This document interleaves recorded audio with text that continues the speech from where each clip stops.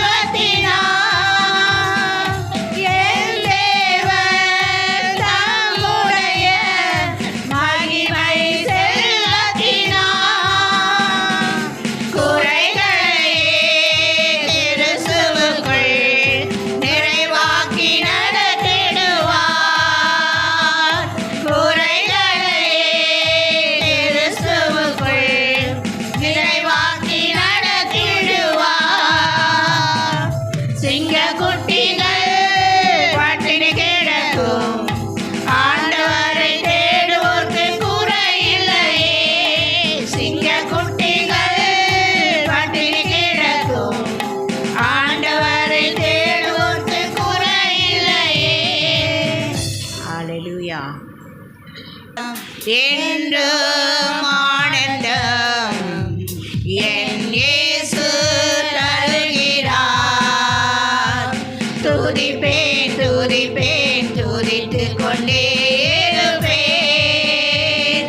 துதிப்பேன் துதிப்பேன் துதித்துக் கொண்டே இருப்பேன். ஹalleluya ஆனந்தமே, ஹalleluya ஆனந்தமே, ஹalleluya ஆனந்தமே, ஹalleluya ஆனந்தமே. உன்னத மறைவில்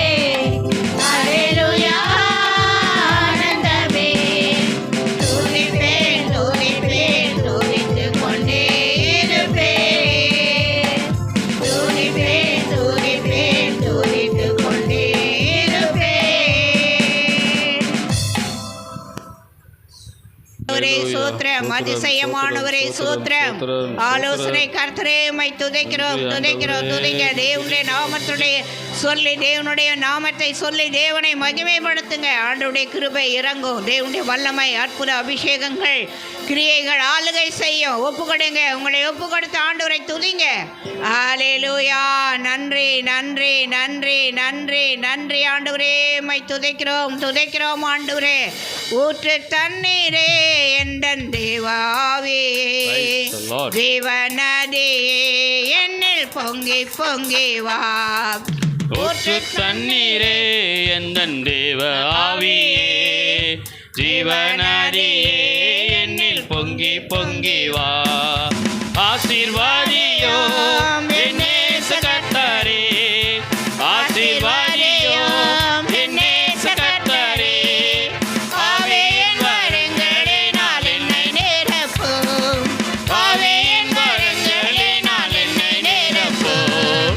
ஊற்று தண்ணீரே எந்தன் தேவ ஆவியே, ஜீவநதியே என்னில் பொங்கி பொங்கி வா. ஊற்று தண்ணீரே எந்தன் தேவ ஆவியே, ஜீவநதியே என்னில் பொங்கி பொங்கி வா. கண்மலையை பிளந்தீர்வான் அந்தரத்திலே, கர்த்தாவேவும் ஜனங்களின் தாகம் தீர்த்தீரோ. கண்மலையை பிளந்தீர்வான் அந்தரத்திலே, கர்த்தாவேவும் ஜனங்களின் தாகம் தீர்த்தீரோ. பள்ளத்தாக்கிலோ மலைகளிலோ, பள்ளத்தாக்கிலோ மலைகளிலோ, தண்ணீர் பாயும் தேசத்தை நீர் வாக்களித்தீரே, தண்ணீர் பாயும் தேசத்தை நீர் வாக்களித்தீரே. ஊற்று தண்ணீரே எந்தன் தேவ ஆவியே, ஜீவநதியே என்னில் பொங்கி பொங்கி வா. ஊற்று தண்ணீரே எந்தன் தேவ ஆவியே, ஜீவநதியே என்னில் பொங்கி பொங்கி வா. ரத்த கோட்டைக்குள்ளே நான் நுழைந்து விட்டு இனி எதுவோ அணுகாதே, எந்த தீங்கும் தீண்டாதே. ரத்த கோட்டைக்குள்ளே நான் நுழைந்து விட்டு இனி எதுவோ அணுகாதே, எந்த தீங்கும் தீண்டாதே. ரேசரின் ரத்தம் என் வேலே நெருங்காதே சாத்தான், ரேசரின் ரத்தம் என் மேலே நெருங்காதே சாத்தான். பாசமாய் சிலுவையில் பலியானார், பாவத்தை வென்று விட்டார். இயேசு பாசமாய் சிலுவையில் பலியானார், பாவத்தை வென்று விட்டார். ரத்த கோட்டைக்குள்ளே நான் நுழைந்து விட்டு இனி எதுவோ அணுகாதே, எந்த தீங்கும் தீண்டாதே.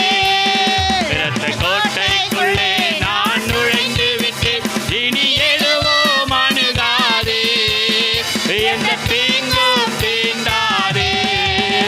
அதி சீக்கிரத்தில் நீங்கிவிடோ இந்த லேசான உபத்திரவம், அதி சீக்கிரத்தில் நீங்கிவிடோ இந்த லேசான உபத்திரவம். தோன்று போகாதே, நீ தோன்று போகாதே, தோன்று போகாதே, நீ தோன்று போகாதே. அதி சீக்கிரத்தில் நீங்கிவிடோ இந்த லேசான உபத்திரவம், அது சீக்கிரத்தில் நீங்கிவிடோ இந்த லேசான உபத்திரவம். எல்லாரும் அப்படியே சும்மா வெறும்னே நிக்காதீங்க. கரங்களை தட்டி ஆண்டவரை துதிக்கும் போது பாடி பாடி துதிக்கும் போது தாங்க எரிகோ கோட்டை தகர்த்து உடைந்தது இல்லையா? அதே போல எல்லாரும் வாயில திறந்து ஆண்டவரை நோக்கி, ஆண்டவரே இன்னும் ஒரே ஒரு மாசத்துல இந்த வருஷத்தையே நம்ம முடிக்க போறோம் இல்லையா? இன்னும் ஒரு மாசம் தான் இருக்குதுங்க. அடுத்த மாசம் டிசம்பர், இன்னும் ஒரே ஒரு மாசத்துக்குள்ள ஒரு வருஷத்தையே முடிக்க போறோம். இந்நாள் வரையில அந்த காத்த கிருபைக்காக நன்றி சொல்லி, ஆண்டவரே உம்முடைய கிருபை மிக பெரியது ஆண்டவரே. அப்பா உம்முடைய அன்பு உம்முடைய தயவு எவ்வளவு பெரிய கிருபை ஆண்டவரே. என் மேலே என் குடும்பத்து மேலே வச்சீங்க செய்தீங்களே அதற்காக நன்றி என்று கூட சொல்லி ஆண்டவரை நோக்கி ஏசப்பா உமக்கு நன்றி செலுத்துகிற ஆண்டவரே. எத்தனையோ நன்மைகள் சொன்னால் ஆண்டவரே, ஆண்டவரே எவ்வளோ நன்றி சொன்னால் ஆண்டவரே, எவ்வளோ பெரிய கிருபை ஆண்டவரே. நான் நிற்பதும் நிர்மூலமாகாமல் இருப்பதும் உம்முடைய சுத்த கிருபையா இருக்குது இல்லையா ஆண்டவரே. அந்த கிருபைக்காக எல்லா வாயிலத்திலிருந்து ஆண்டவரை நோக்கி ஆண்டவரே உம்மை நன்றி செலுத்துகிறப்பா. ஓ உம்மை நன்றி நன்றி என்று கூட சொல்லி தயவு செய்து எங்களெல்லாம் பார்க்காதீங்க. இது உங்களுடைய நேரங்க. நீங்க வாயை திறந்து துதிக்க துதிக்க எல்லா அற்புதங்களும் நடக்குது இல்லையா. ஓ வியாதி மறையுதுங்க. எல்லாவற்றுக்காக நன்றி சொல்லி ஓ நன்றியோடு உம்மை துதிக்கிற ஆண்டவரே. அப்பா நன்றி நன்றி நன்றி நன்றி நன்றி நன்றி ஆண்டவரே. துதித்து பாடிட பாத்திரமே தூங்கவன் இயேசுவின் நாமமரே. துதித்து பாடிட பாத்திரமே தூங்கவன் இயேசுவின் நாமமரே. துதிகளின் மத்தியில் வாசம் செய்யும் தூயனை நேயமாய் தோத்தரிப்போமே. அற்புதமே அவர் நடத்துதலே. கரங்களை தட்டி ஆனந்தமே பரமானந்தமே நன்றியால் உள்ளமே மிக பொங்கிடுதே. நாம் அல்லேலூயா துதித்தா செய்டுவோம். நன்றியால் உள்ளமே மிக பொங்கிடுதே. நாம் அல்லேலூயா துதித்தா செய்டுவோம். கடந்த நாட்களில் கண்மணி போ கருத்துடன் நம்மை காத்தாரே.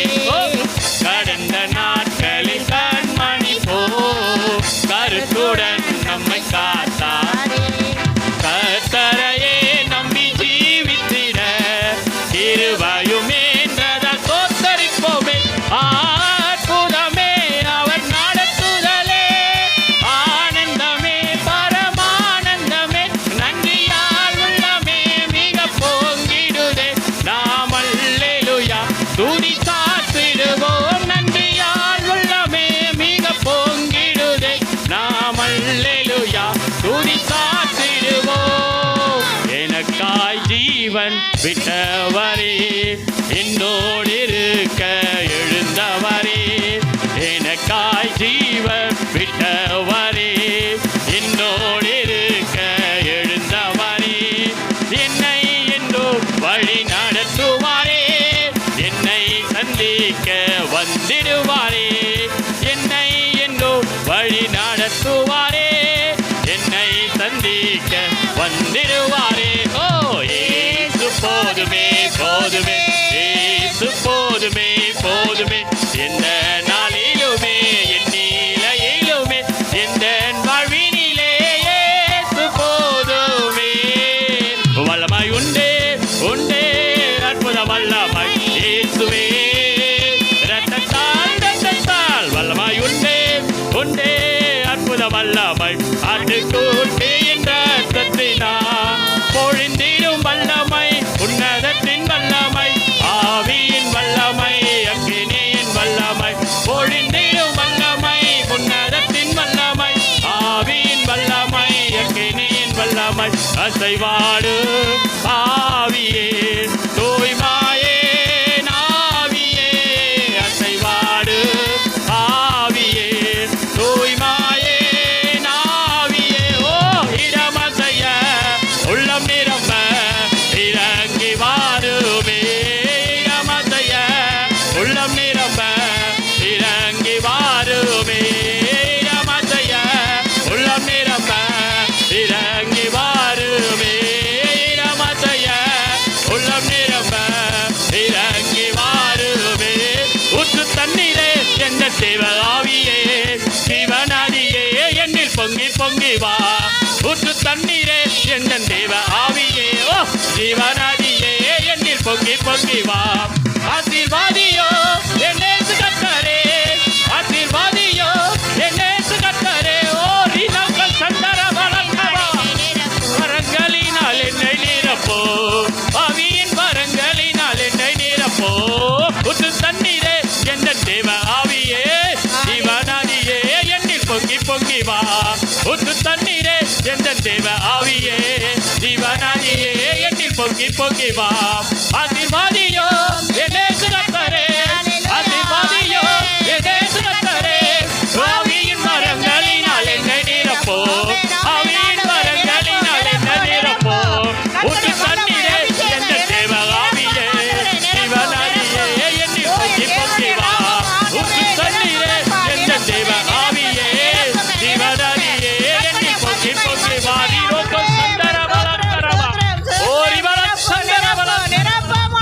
தேவனுடைய வார்த்தைக்கு நேராய் போகலாம்.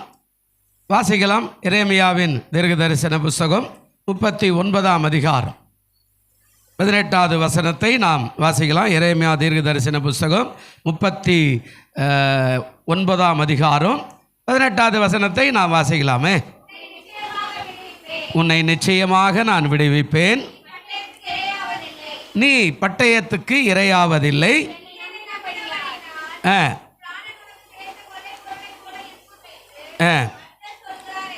ஆமாம், எரேமியா இது பாபிலோன் தேசத்தினுடைய காரியத்தை குறித்து இதை சொல்லப்படுகிறதாக பார்க்கிறோம். 1ஆம் தேதி கூட அந்த ஐயா வரும்போது அவர் அதை விளக்கி சொன்னார். சில காரியங்கள் ரொம்ப வித்தியாசமாகவே இருக்கும். எதுக்கு சொன்னார் அப்படின்றதே நமக்கு கூட சில நேரத்தில் தெரியாது. ஆனால் அதுக்கான நோக்கத்தை ஆராய்ச்சி பார்த்தா முன்னோ பின்ன அதில் வேதத்தில் அது சரியாக இருக்கும். சில நேரத்தில் பாபிலோன் மாகாணத்தை குறித்து ரொம்ப வருத்தமாக பேசியிருப்பார். அப்போது அந்த வார்த்தைகள் ஆறுதலான வார்த்தைகளாக அது இருக்கும். அதனால தான் இங்கே பேசுகிறார்.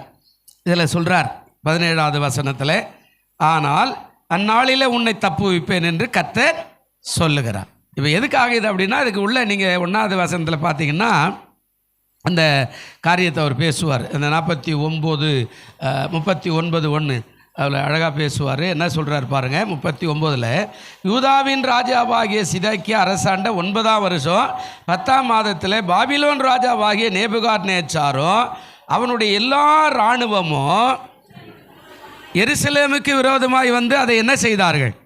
இப்போ சில நேரத்தில் நம்மளை முற்றுகை போடுகிற காலம் ஒன்று இருக்கிறது. நம்ம இப்படியே ஓடவும் முடியாது. முற்றுகை போடனா சில நேரத்தில் கஷ்டம், கவலை, நெருக்கம், துன்பங்கள் இவையெல்லாம் சில நேரத்தில் நம்ம அதாவது முட்டி மோதுகிற காலம் ஒன்று இருக்கிற. எல்லாருக்குமே எல்லாமே இருக்கிறது இல்லை. சில நேரத்தில் எப்போது யாருக்கு என்ன நடக்குன்னு யாருக்குமே தெரியாது. அப்போது அந்த காலம் அதுதான் அங்கே ராஜா சொல்கிறார். அப்போ எருசலேமை அவர்கள் நேபுகாத்நேச்சார் என்ற படை வந்து முற்றுகை போடுகிற ஒரு காலம். அந்த காலத்தில் யாரெல்லாம் விசுவாசமாக இருக்கிறாங்களோ, நல்லா கவனிக்கணும். இஸ்ரவேல் அப்படின்னா யாரெல்லாம் விசுவாசமாக இருக்கிறா அவர்களை ஆண்டவர் சொல்கிறார். அந்த நம்பிக்கை, அந்த பாரம், அந்த ஏக்கம், அந்த விசுவாசம், போராடுகிற ஒரு வாழ்க்கை. அதாவது வந்தால் வரும் வர கட்டிப்போம் அப்படின்ற மாதிரியெல்லாம் அப்படியெல்லாம் இல்லை. போராடணும். ஒரு காரியத்தில் நீ முன்னாடி போகணுன்னா கண்டிப்பாக போராடணும். போராட்டம் ரொம்ப அவசியம். போராட்டம் இல்லைன்னா வெற்றி என்பது எதுக்குமே ஆகாது. அது அரசியலாகட்டும், உலகமாகட்டும், ஆன்மீகமாகட்டும், வாழ்க்கையாகட்டும், தனிப்பட்ட வாழ்க்கையாகட்டும், போராட்டம் இல்லைன்னா எந்த விதமான காரியமும் சுவாரஸ்யமே இருக்காது. போராடி தான் ஆகணும். போராடும் போது வெற்றி பெறணும். அது ரொம்ப அதாவது இன்னும் சொல்ல போனால் அந்த போராட்டத்தில் வர வெற்றி வந்து நமக்கு மிகுந்த பலனை கொடுக்கறதா இருக்கும். நம்ம உழைச்சி கஷ்டப்பட்டு ரத்த வேறு இப்படி சிந்தி இப்படி தள்ளிட்டு ஒரு 10 ரூபாயோ 20 ரூபாயோ 100 ரூபாயோ நம்ம வாங்குறோம் அப்படின்னா அந்த பணத்துக்கு இருக்கிற மரியாதை வேறு எந்த பணத்துக்குமே இருக்காது. நான் கஷ்டப்பட்டேங்க, இந்த 20 ரூபாய் சம்பாதிக்க. ஆமாம், ரொம்ப அதை நம்ம ஊன்றி கவனிக்கணும். நான் இந்த ஊருக்கு வந்தப்போ எல்லாம் ஒன்றுமே இல்லை, யாரும் நம்ம வந்தவங்க எல்லாம் கைவிட்ட போது நான் கூட ஒரு வேலைக்கு போனேன். ஒருத்தர் கூட துணை ஆக போனேன். ஒரு எலக்ட்ரிஷியன் வேலை செய்து அந்த பொருளெல்லாம் எடுத்து கொடுத்துருந்தேன். அப்படின்னா கூட போகும்போது எனக்கு 15 ரூபா கொடுத்தார். எனக்கு இன்னும் ஞாபகம். ஆமாம், எங்கள் வீட்டில் எனக்கு உப்பை தவிர நாங்கள் எதையுமே வாங்கி சாப்பிட்டதே கிடையாது. அவ்வளோ அதாவது 15 ஏக்கர் பம்ப் செட்டு, தேங்காய், மாங்காய், ஆத்திக்காய், புளியாங்காய் எல்லாமே அதில் காணப்பட்ட ஒரு வயலில் வாழ்ந்தோம். எனக்கு ஒரு 15 ரூபாய் அதை வாங்கும்போது அது அப்படியே தண்ணி வருது. நம்ம கடவுள் நம்மளை கைவிடலை அப்படின்னு. அப்போ பாருங்கள், அப்போ சம்பாதித்து நம்ம வாங்குகிற பணத்துக்கு மரியாதை இருக்கிறது. அப்போ அதனால தான் சொல்கிறார், போராட்டம் என்பது ஒரு நிரந்தரமாக இல்லை, அது என்றைக்குனாலும் போயிடும். ஆனால் நாம் போராடி தான் ஆகணும். அப்போது நேபுகாத்நேச்சார் வந்து இஸ்ரவேல் கோத்திரத்தை எருசலேமை முற்றுகை போடும்போது அந்த வார்த்தையில் அந்த காரியத்தை தான் அவர் பேசுகிறார். என்ன பேசுகிறார் அப்படின்னா இங்கே சொல்கிறார் 16வது வசனத்திலே கூட அது வருது. என்ன சொல்கிறார், நீ போய் எத்தியோப்பியனாகிய எபோத்மேலுக்கு சொல்ல வேண்டியது என்னவென்றால், இதோ என்னுடைய வார்த்தைகளை இந்த நகரத்தின் மேல் நன்மையாக அல்ல தீமையாகவே நான் என்ன செய்வேன். அவன் சொல்கிறான், நீ போய் சொல்ல அந்த ராஜாவுக்கு, நான் எப்படி பேசுவேன்னா நன்மையா இல்லை தீமையாக தான் பேசுவேன். அங்கே சொல்கிறார், அந்த வார்த்தையை சொல்றாரு, நகரத்தின் மேல் நன்மையாக அல்ல தீமையாகவே வர பண்ணுவேன், அவைகள் அந்நாளில் உன் கண்களுக்கு எப்படியா இருக்கும், முன்பாக நிறைவேறும் என்று இஸ்ரவேலின் தேவனாகிய சேனைகளின் கர்த்தர் சொல்லுகிறார். போய் சொல்லு. இப்போ அந்த சொல்லும் போது நடக்கிற சம்பவம் தான் கீழே வரும்போது சொல்றார், ஆனால் அந்நாளில் என்னை நம்பின, என்னை சார்ந்து கொண்ட, என்னை விசுவாசிக்கிற, என் மேலே அன்பு காட்டுகிற, என் மேலே பட்சமாக இருக்கிற, என்னையே குலதெய்வமாக இருக்கிற உன்னை நான், அந்த வசனம் என்ன சொல்கிறாருங்க 17, உன்னை நான் என்ன பண்ணுவேன், தப்புவிப்பேன். உன்னை நான் என்ன பண்ணுவேன், தப்புவிப்பேன். கீழே சொல்கிறாரு என்று கர்த்தர் சொல்லுகிறார். நீ பயப்படுகிற மனுஷரின் கையில் ஒப்பு கொடுக்க படுவது கிடையாது. அப்போ போராட்டம் வெற்றியாகவே மாறும். ஏன்னா நம்ம போராடுறதில்லை. சின்ன சின்ன தலைவலினா ரைட்டா சிக்கி லீவு போடுறோம் கோயில், அவ்வளோதான். இப்போ ஆண்டவர் யோசிப்பார், உனக்காகத்தானடா சிலுவையில் சுமந்த, அந்த சிலுவை பாரம் உனக்கு தெரியுமா? அங்கேருந்து அந்த அந்த வாய்ஸ் வரும், சொல்லுவாரு நம்ம வாய்ஸ் வருதுரா அப்படின்னு சொல்கிறேன், மைண்டு வாய்ஸ்ன்ற மாதிரி அங்கேருந்து வரும். உனக்காகத்தானே அவ்வளோ பெரிய பாரமான சிலுவை, அது தேக்கு மரமோ அல்லது பாக்கு மரமோ அல்லது ஏதோ ஒரு காட்டு மரமோ, அந்த அவ்வளோ வெயிட்டான மரத்தை நான் தோல் மேலே சுமந்து என் பட்டையெல்லாம் என் தோலெல்லாம் அந்த தோலெல்லாம் பிச்சுக்கிட்டு ரத்தம் ஊற்றும் போது கூட நான் உன்னை நினைக்கிறேனே, இன்பநாதன் ஆசீர்வாதமாக இருக்கணும், அதற்காக சுமக்கிறேன். இந்த தம்பி ஆசீர்வாதமாக இருக்கணும், அதுக்காக சுமக்கிறேன். இந்த தங்கச்சி ஆசீர்வாதமாக இருக்கணும், அதுக்காக சுமக்கிறேன். நாம் என்ன சொல்கிறோம், பிள்ளைகளாம் டியூஷன் போயிடு, நீ வர வேண்டாம், உடம்பு சரியில்லை, நீ வீட்டிலே இரு, அதெல்லாம் ஒன்றும் பிரச்சனை இல்லை, கோயில் தான் அடுத்த வாரம் போய்க்கலாம், அதெல்லாம் ஒன்றும் கவலை இல்லை, இதையெல்லாம் நம்ம சொல்கிறோம். ஆனால் அங்கேருந்து வாய்ஸ் வருது, உனக்காகத்தானப்பா நான் சிலுவையை சுமந்தேன். இதை விட கொடுமை, இவ்வளோ பெரிய முள்ளை அப்படியே பின்னி என் தலைமையில் வச்சு அவன் என்ன பண்ணான், சுற்றி வச்சு அடிச்சானே, அது உள்ளே போச்சு, சைடில் போச்சு, ரத்தம் கொட்டுது, அது உனக்காகத்தான். அல்லேலூயா சொல்லுங்க, அல்லேலூயா. இதை விட கொடுமை, என்னை தூக்கி படுக்க போட்டு இந்த பக்கம் ஒரு ஆணி இந்த பக்கம் ஒரு ஆணி ஒரு அடி ஆணி வச்சு அடிச்சானே, அது உனக்காகத்தானே. இன்னும் அதை விட கொடுமை, சிலுவையில் சீக்கிரம் சாகலைன்னு ஒருத்தன் ஈட்டில் வச்சு விழாவில் குத்துனானே, அவர் சொல்கிறார் அது உனக்காகத்தானே. ஆனால் நாம் என்ன சொல்கிறோம், நமக்கு எது கிடைச்சிட்டாலும் ரொம்ப அப்படியே நம்மளை நாமளே தேற்றிக்கிறோம். ஏங்க பிள்ளைங்க வரல, அவர் தூங்குறார், ராத்திரிலாம் வேலைக்கு போய் வந்தான் பாஸ்டர், அப்படியே தூங்குறார், நம்மளே அப்படியே சமாதானம். எங்கள் வீட்டுக்காரங்க, ஐயோ அவர் ரொம்ப உடம்பு சரியில்லை பாஸ்டர், அவ்வளோதான். சரி ஏம்மா உங்கள் போன வாரம் வரல, பிள்ளை ரொம்ப டயர்டாக தூங்கிடுச்சு, இல்லை குழந்தை, அதனால் இப்படியே நம்ம பண்ணிக்கிறோம். இல்லையா? ஆனால் அவர் சொல்கிறார், நீ பயப்படுகிற மனுஷனின் கையில் நீ என்ன செய்யப்படுவதில்லை, ஒப்பு கொடுக்க எச்சரிக்கையாக இருக்கணும். தேவனுடைய கிருபையில் இருக்கிறோம். ஆமாம், எவனுக்கு எது நடக்குதுன்னு தெரியாது. ஆனால் ஆண்டவர் சொல்கிறார், நீ போராடினா உன்னை நான் நிச்சயமாக நான் என்ன பண்ணுவேன், விடுவிப்பேன். பிரியமானவர்களே, அப்போ நாம் எப்போதுமே ஆண்டவரை ஒரு அற்பமாக நினச்சிக்கிறது, என்ன பெரிய கோயில், என்ன இது அவர் என்ன இது அப்படியெல்லாம் நம்ம இல்லை. நாம் எப்படி இருக்கிறோம், நமக்காக என்ன பாடுபட்டார் அதை யோசிக்கணும். பெற்றவங்களை பற்றி நம்ம சொல்லும் பிள்ளைங்கள்கிட்ட, நான் உனக்காக என்ன பெருசா கழிச்சிட்டேன், என்ன சொத்து வச்சா, வீடு வச்சா, என்ன பண்ண, எங்கள் அப்பா மோசம், எங்கள் அம்மா மோசம், இதெல்லாம் நம்ம சொல்லிக்கிட்டு இருப்போம் இல்லை. ஆனால் அந்த மோசத்தில் கூட கொஞ்சம் ரத்த வேர்வை சிந்தி நம்ம பிள்ளைகளுக்காக கொஞ்சம் படிப்பு வைக்கணும், கொஞ்சம் நல்ல பண்பு வைக்கணும், நல்ல பள்ளியை வைக்கணும், நல்ல ஒரு வேலை வாங்கி கொடுக்கணும், நல்ல ஒரு பொண்ணை பார்த்து, நல்ல ஒரு மாப்பிள்ளை பார்த்து கல்யாணம் பண்ணி வைக்கணும் அப்படின்னு நாம் பிரயாசப்பட்டானே, அதை நாம் மறந்துடுவோம். நமக்கு ஒரு பொண்ணு மனைவி வந்தால் அதோட முடிஞ்சிடுச்சு, அவ்வளோதான். அப்பாவா நீ வந்து அறிவு இல்லைம்மா அவனுக்கு, அவள் தான் அப்படி இருக்கிறாள், நீ ஒழுங்காயிரன், இப்படி வந்துடும் வார்த்தை. நல்ல கவனிக்கணும். ஏசு அதானே கேட்பாரு, அவர் அதானே பேசுறாரு, உனக்காகத்தானடா இவ்வளோ பாடு, நீ இல்லைன்னா இன்னொருத்தனுக்கு போயிருந்தா தான் ஆசீர்வாதம், அவன் நல்லா இருந்திருப்பான், இல்லை அவன் என்ன நேசிப்பான் இல்லை. அல்லேலூயா. நல்ல கவனிக்கணும். நம்ம எப்போ விடுதலை வரும் அப்படின்னா, நம்ம நினச்சிக்கிறோம் ஒன்றுமே நம்ம வர காட்டி கூட விடுதலை வந்துடும், நம்ம கொடுக்கலனா கூட விடுதலை வந்துடும், நம்ம ஜெபிக்கலனாலும் விடுதலை வந்துடும், நம்ம கோயிலுக்கே போகலனாலும் விடுதலை வந்துடும், நம்ம அதாவது வேதத்தை வாசிக்கலாம் கூட, அதெல்லாம் ஒன்றுமே கிடையாது. போன வாரம் கூட நான் சொன்னேன், நீதிமானே ரட்சிக்கப்படுவது அரிதானால் பக்தி இல்லாதவனும் பாவியும். பேதுரு நிருபத்தில் வாசிக்கிறார், நீதிமான்னா உண்மையாய் வாழுகிறவன், உண்மையாய் பரிசுத்தமாக இருக்கிறவன், உண்மையாய் பக்தியாக இருக்கிறவன், எல்லா காரியத்திலும் பிரமாணங்களை கடைப்பிடிக்கிறவனுக்கே ரட்சிக்கப்படுவது அரிதானால் பக்தி இல்லாதவன் எங்கே நிற்க. ஆனால் இயேசுவானவர் நம்ம எப்படியாய் ஆசீர்வதிச்சிருக்கிறார். அல்லேலூயா. அதுதான் இங்கே சொல்கிறார். அந்த 18வது வசனம் 17 முடிச்சுட்டு 18க்கு வரும்போது சொல்கிறார், உன்னை நிச்சயமாக ப்ராமிஸ் பண்ணுறார். அல்லேலூயா. நம்ம சொல்லுவோம் இல்லை, பிள்ளைங்க பள்ளியில் படிக்கும்போது எங்கள் அம்மா மேலே ஆணையா, எங்கள் அப்பா மேலே ஆணையா, இந்த புஸ்தகத்துக்கு மேலே ஆணையா, நான் உனக்கு தரேன்டா அப்படின்னு சொல்கிற மாதிரி அவர் ஒரு ப்ராமிஸ் பண்ணுறார். உன்னை வலது கையை போய் இருதயத்து மேலே வச்சு சொல்லி பாருங்க, என்னை. ஏன் ரொம்ப சோர்ந்து சொல்கிறீங்களே? ஒன்று 1 மணி நேரத்தில் முடிச்சு ரொம்ப சாப்பிட்டுடலாங்க, உற்சாகமே வரலையாங்க. என்னை நிச்சயமாக விடுவிப்பேன் என்று வாக்கு கொடுத்தவர் உண்மை உள்ளவர், அவர் அப்படியே செய்வார். இப்போ ஆண்டவர் சொல்றார், 3 வசனம் தான். 1 கூப்பிடு, 2 விடுவிப்பே, 3 நீ என்னை மகிமைப்படுத்துவாய். அல்லேலூயா. கர்த்தர் நம்மை ஆசீர்வதிப்பார். கண்களை மூடுவோம், உட்கார்ந்த வண்ணமாய். நல்ல பிதாவே, இந்த செய்தியை கேட்டுக்கொண்டிருக்கிற பார்த்து கொண்டிருக்கிற அத்தனை பேருக்காய் பிதா குமாரன் பரிசுத்த ஆவியின் நாமத்தில் வாழ்த்துகிறேன். நிச்சயமாய் உன்னை விடுவிப்பேன் என்று சொன்னவர் விடுதலையாக்குங்க, பரிசுத்தப்படுத்துங்க, பாதுகாத்து கொள்ளுங்க, கிருபை செய்யுங்க. இயேசுவின் நாமத்தில் வேண்டிக் கொள்ளுகிறோம் நல்ல பிதாவே, ஆமென்.